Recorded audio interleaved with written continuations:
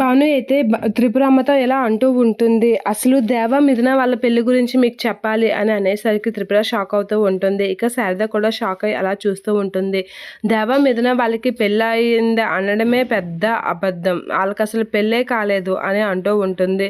అసలు పెళ్ళి కాలేదేంటి, పెళ్ళి అయింది అని చెప్పడమే చాలా పెద్ద అబద్ధం అని చెప్పేసి దేవ వాళ్ళ నాన్నమ్మతో అయితే భాను అంటూ ఉంటుంది. ఆ మాట వినగానే ఒక్కసారిగా త్రిపుర అయితే షాక్ అవుతూ ఉంటుంది. ఇక షాక్ అయ్యే భాను కాస్త అలా చూస్తూ ఉంటుంది. శారద అయితే ఇది ఎంత పని చేసింది, ఎందుకు ఇలా చెప్పింది అని అయితే షాక్ అయ్యి అలా చూస్తూ ఉండిపోతూ ఉంటుంది. భాను చెప్పిన మాటలకైతే త్రిపుర అలా కూర్చున్న ఆవిడ లేచి నిలబడుతూ ఉంటుంది. అలా లేచి నిలబడి ఇలా అంటూ ఉంటుంది, ఏంటి నువ్వు చెప్పింది నిజమేనా అని అంటే, కావాలంటే నేను అడుగు అనేది అంటూ ఉంటుంది.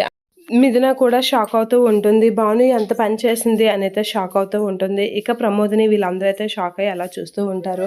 అమ్మయ్య, నేను అనుకునేది సాధించాను, చెప్పేస్తాను అనేది భాను అయితే చాలా హ్యాపీగా ఫీల్ అవుతూ ఉంటుంది. ఇక త్రిపురమ్మ అయితే ఏంటి వీళ్ళంతా నన్ను ఎంత మోసం చేశారా, దేవాకి మిథునకి పెళ్ళయిందని చెప్పేసి నన్ను మోసం చేశారా అని అయితే చాలా ఫీల్ అవుతూ ఉంటుంది.